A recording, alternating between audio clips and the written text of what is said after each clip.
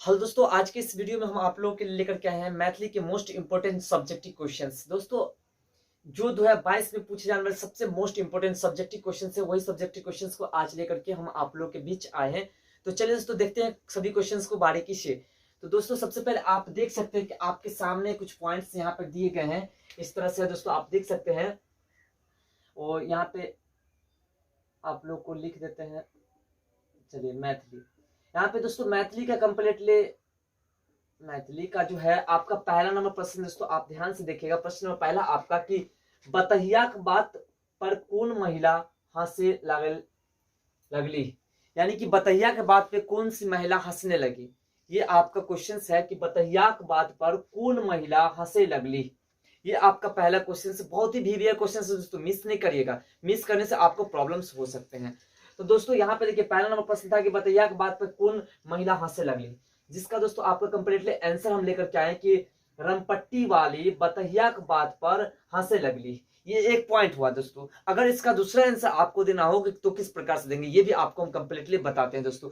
तो जैसा कि दोस्तों आप देख रहे हैं कि बतहिया की बात पर कौन महिला हंसे लगली, यहाँ पे जो दिए है बतहिया की बात पर कौन महिला हंसे लगली, तो आप दे सकते हैं यहाँ पे दिए रमपट्टी वाली। तो आप जो ऐसे ना करके ऐसे आप कर सकते हैं कि बतहिया की बात पर रमपट्टी वाली महिला हंसने लगली, यानी बतहिया की बात पर कौन हंसने लगे, रमपट्टी वाली। ये आपके ऑब्जेक्टिव क्वेश्चंस में भी आ सकते हैं कि बतहिया की बात पर के हंसने लगला, तो कौन हंसने लगे, रमपट्टी वाले। चलिए, अगला जो आपका क्वेश्चन है, सेकंड नंबर क्वेश्चन है आपका कि मास्टर साहब रजिस्टर उल्टा के की करे लगले छथी, यानी कि मास्टर साहब जो है वो रजिस्टर उठा करके क्या करने लगे, रजिस्टर उल्टाए और फिर क्या करने लगे। तो चलिए, इसका जो आंसर है आप लोग के लिए लेकर के आए हैं वो है आपका परफेक्ट। यहाँ पे देखिए, आपके लिए लेकर के आए हैं कि मास्टर साहब रजिस्टर उल्टा के किचू किचू भरे लगे छथी, यानी कि जब मास्टर साहब को गुस्सा आते हैं।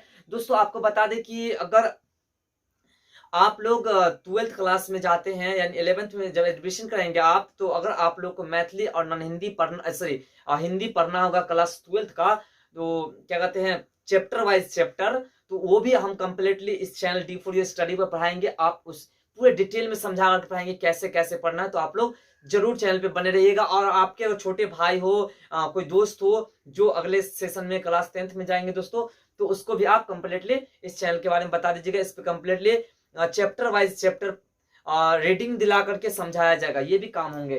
तो दोस्तों कंप्लीटली यहाँ समझ रहे हैं कि मास्टर साहब रजिस्टर उल्टा कर किचु किचु लिखे लगला। चलिए, तो बढ़ते फिर अगले क्वेश्चन की ओर। अगला जो आपका क्वेश्चन है, क्वेश्चन नंबर 3।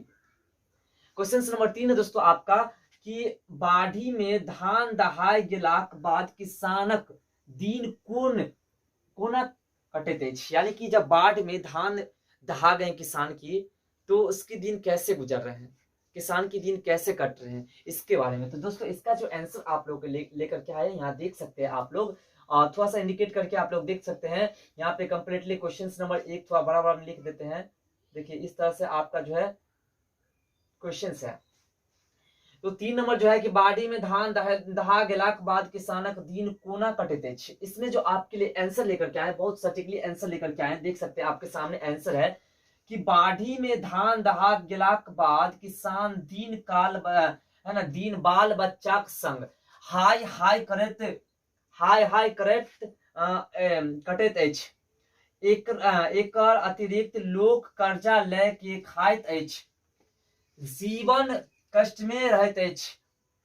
समझ गए यहाँ पे क्या है कि बाढ़ में धान जब दहा गए तो किसान की जिंदगी जो है वो हाय बाप में कट रहे हैं, उसके बाल बच्चे जो है वो भूखे रह रहे हैं, और जब खाने की होती है तो क्या करते हैं, कर्ज लेकर के खाते हैं। तो इस तरह से आप लिख सकते हैं कि बाढ़ी से धान दहा गेला के बाद किसानक जिंदगी अति दिन में गुजरत अछि, अति दिन में गुजरत अछि, और वो कर्ज लऽ के खाइत अछि, कोनो प्रकार अपन जिंदगी बितावत अछि। तो कंप्लीटली यहाँ पे आप लोग इसे अपनी कॉपी में नोट कर सकते हैं कि बाढ़ी में धान दहा गेलाक बाद किसानक दिन कोना कटैत अछि, ये क्वेश्चन था। तो आपका जो आंसर दिए कि बाढ़ी में धान दहा गेलाक बाद किसानक यहाँ भी कर सकते हैं, किसानक दिन बाल बच्चा संग हाय हाय कटैत अछि। एकर अतिरिक्त लोक कर्जा लय कऽ खाइत अछि, जीवन कष्ट में कटैत अछि। तो स्वाभाविक है जब खाने के लिए अन्न नहीं रहेंगे और पैसे नहीं रहेंगे तो कष्ट में जिंदगी गुजरेगी और पैसे कर्ज लेकर के ही खाना पड़ेगा। तो ये थे आपके तीसरा नंबर क्वेश्चन। अब है दोस्तों आपका चौथा नंबर क्वेश्चन, आप देख सकते हैं चौथा नंबर क्वेश्चन से आपका कि असहयोग आंदोलन मतलब की लिखो। यानी असहयोग आंदोलन जो हुआ था इसका मुख्य मतलब क्या है, इसे कर रहे लिखने के लिए।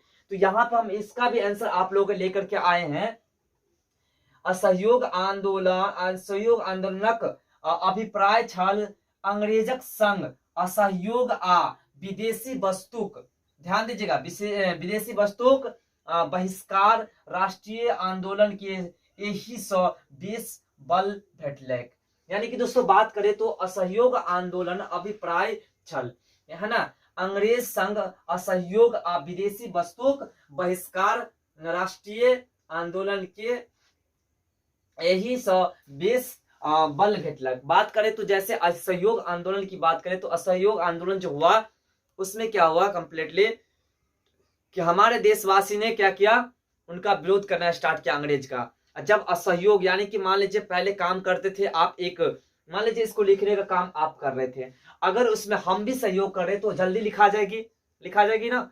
अगर उसमें बाधा डाली जाए तो दो लोग जो मिलकर के काम करते थे अब अकेला करेंगे तो कमजोर तो पड़ रहे हैं, और ये असहयोग वाले इधर एड हो गए तो क्या हुआ, अंग्रेज का बल जो टूट गया।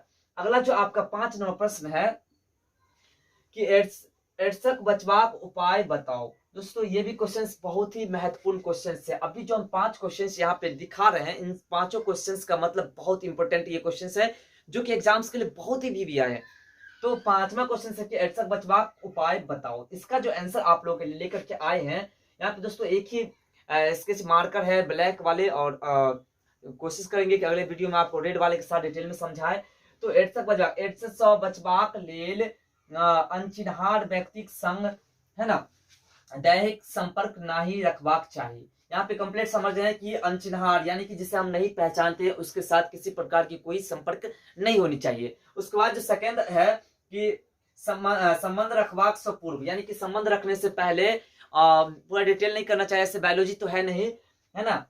तो संबंध रखबाक से पूर्व ये निश्चित कर लीजिए उक्त व्यक्ति, उक्त मतलब क्या, ये क्या होता है, उक्त मतलब क्या होता है, जो वो फलना व्यक्ति, जैसे हम लोग कहते हैं ना फलना मतलब जो है जिसके साथ बातें हो रही है, तो वो जो है उक्त व्यक्ति HIV से ग्रसित नहीं हो, यानी कि उसके अंदर HIV बीमारी ना हो, इस बात का पहले पता लगा लेना आवश्यक होता है।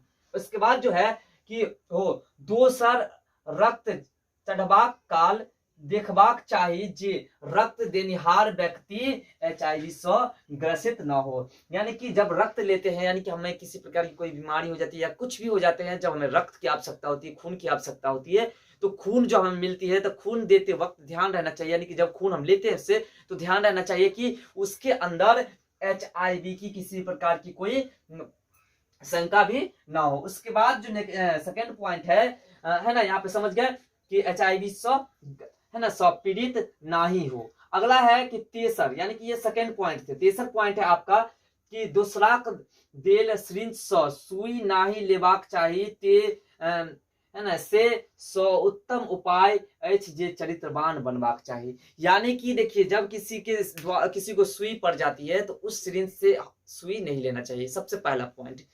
और उसके बाद जो है यहाँ पे 3 पॉइंट तो आप कंप्लीटली समझ गए हैं। पहला पॉइंट क्या है कि किसी के शारीरिक संबंध बनाने की से पहले जो है हमें जानकारी प्राप्त कर लेना है कि वो HIV से ग्रसित है या नहीं, ये पहला पॉइंट हुआ।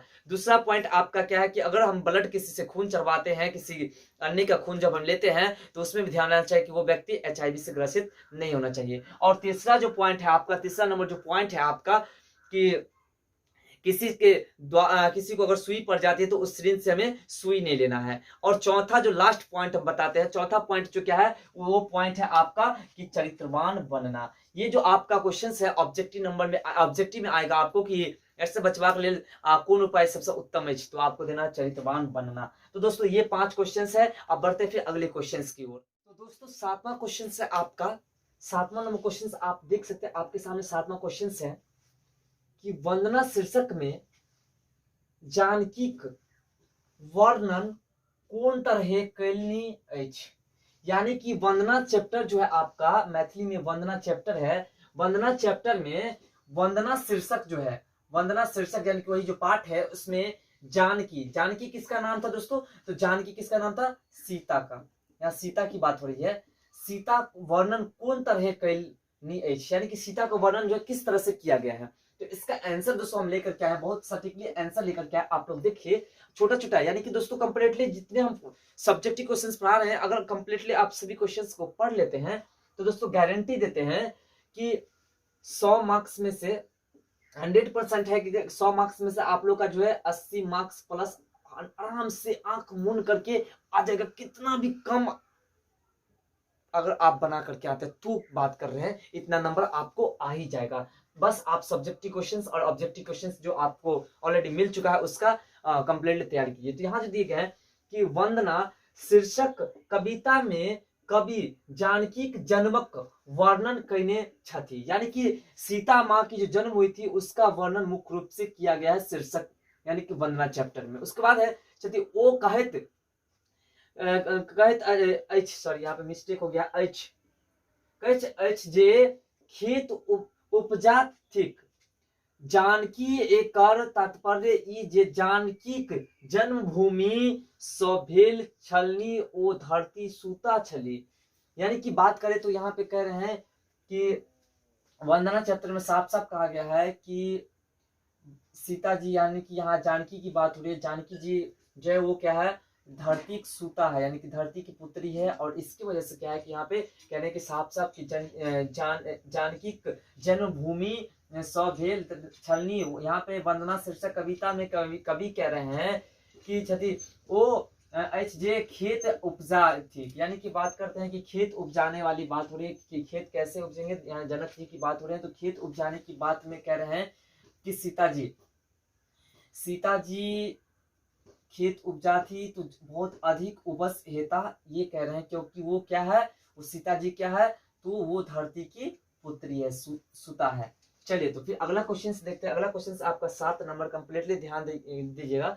7 नंबर क्वेश्चन है कि 1962 ईस्वी में साहित्य अकादमिक अध्यक्ष की छला, यानी कि 1962 ईस्वी में साहित्य अकादमी पुरस्कार जो मिलता था उसके अध्यक्ष कौन थे? तो इसका भी आंसर बहुत सटीकली आप लोग के लिए लेकर के आए हैं। यहाँ पे ध्यान दीजिएगा, यहाँ पे आंसर है आपका कि 1962 ईस्वी में साहित्य अकादमिक अध्यक्ष डॉक्टर कृष्णा कृपालनी छला। यानी कि 1962 ईस्वी में कौन थे साहित्य अकादमी पुरस्कार के अध्यक्ष?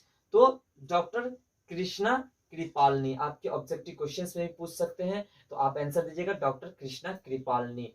तो अगला जो आपका क्वेश्चन से क्वेश्चन नंबर 8 कि क्रेक नाम कियक राखल गेल छला, यानी कि क्रेक नाम जो है वो क्यों रखा गया था। आप लोग पढ़े होंगे, चैप्टर का नाम भी है क्रेक, तो ये क्रेक क्यों रखा गया था उसका नाम। तो चलिए इसका भी आंसर आप लोग के लिए लेकर के आए हैं, ध्यान दीजिएगा।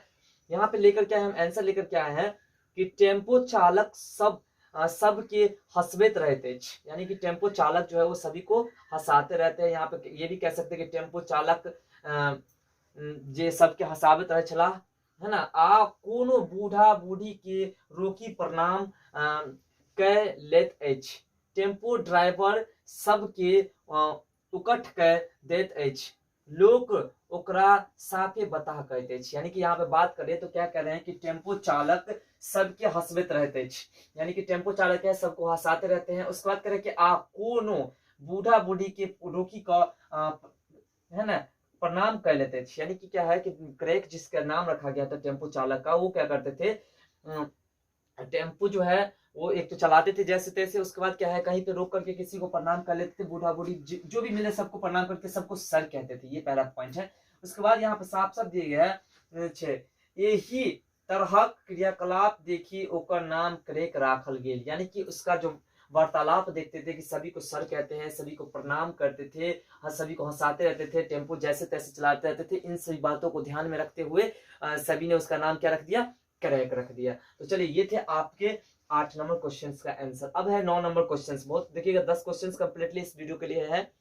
तो 9 नंबर क्वेश्चन है आपका कि बाबा बड़का बड़का को घमंड तोड़बाक हेतु की करत छला, यानी कि बाबा जो चैप्टर आप पढ़े होंगे अशोक अशोक द्वारा लिखा गया चैप्टर है बाबा का आत्मीयता। उसमें कह रहे हैं कि बाबा जो है बड़का बड़का घमंड तोड़बाक हेतु की करे छला। इसका भी आंसर हम लेकर के आए दोस्तों, बहुत सटीकली आंसर लेकर के आए, ध्यान दीजिएगा। इसका आंसर है कि बाबा बड़का बड़का घमंड तोड़बाक हेतु व्यंग्यात्मक कविता लिखे छला, यानी कि व्यंग्यात्मक कविता लिखते थे। जैसे आप नन हिंदी में भी पढ़े होंगे, व्यंग्यात्मक कविता है, क्या नाम है उसका, तो वैभव बनारसी। तो इस तरह के जो है आप वैज्ञानिक लिखते थे, जिसमें दोस्तों सभी का क्या होता है कि घमंड तोड़ने की बातें हुई करती थी। तो अगला जो आपका लास्ट क्वेश्चन 10 नंबर क्वेश्चन है कि राजा मिथि कौन राज्यक स्थापना कैलनी। सबसे मोस्ट इंपोर्टेंट क्वेश्चन है दोस्तों, ध्यान दीजिएगा कि राजा मिथि कौन राज्यक स्थापना कैलनी। इसका दोस्तों आंसर कंप्लीटली हम लेकर के आए, यहाँ ध्यान दीजिएगा कि राजा मिथि मिथिला राज्य स्थापना कैलनी, एक राजधानी जनकपुर कहौलक। यानी कि राजा मिथि जो है वो कौन से राज्य की स्थापना किया, तो यहाँ पे मिथिलांचल की स्थापना की, और उसका राजधानी कहाँ पड़ा, तो उसका राजधानी जनकपुर पड़ा। तो दोस्तों ये थे आपके मोस्ट इंपोर्टेंट 10 सब्जेक्टिव क्वेश्चंस जो मैथिली में। और दोस्तों आगे भी लेकर के आए हैं, कंप्लीटली जो है आपको कंप्लीटली 50 सब्जेक्टिव क्वेश्चंस 2 नंबर वाले बताया जाएगा। उसके बाद दोस्तों 5 नंबर वाले की बात करें तो 5 नंबर वाले भी बहुत सारे क्वेश्चंस आएंगे, जिसमें दोस्तों कंप्लीटली आपको किसी प्रकार की कोई दिक्कत ना हो, सभी क्वेश्चंस आपको कंफर्म होकर के कराया जाएगा, और एग्जाम्स तक में एकदम बेफिक्र होकर के आप लोग पढ़िए। तो ये थे आपके 10 क्वेश्चंस जिन्हें आप लोग कंप्लीटली सभी अच्छे से देखेंगे। और अगर आप लोग पूरी तरह से समझ गए और आपके कोई मित्र हैं जो नहीं देखे हैं तो उसे आप शेयर कर दीजिए, वो भी देख लेंगे। और फिर अगले वीडियो में इस तरह के नई टॉपिक के साथ आपकी तो मुलाकात करते हैं। और चैनल पे नहीं तो चैनल को सब्सक्राइब कर लीजिए, और वीडियो को लाइक नहीं किया तो लाइक करके अपने दोस्तों में शेयर जरूर कर दीजिएगा। तो चलिए दोस्तों फिर मिलते हैं अगले नए वीडियो के साथ।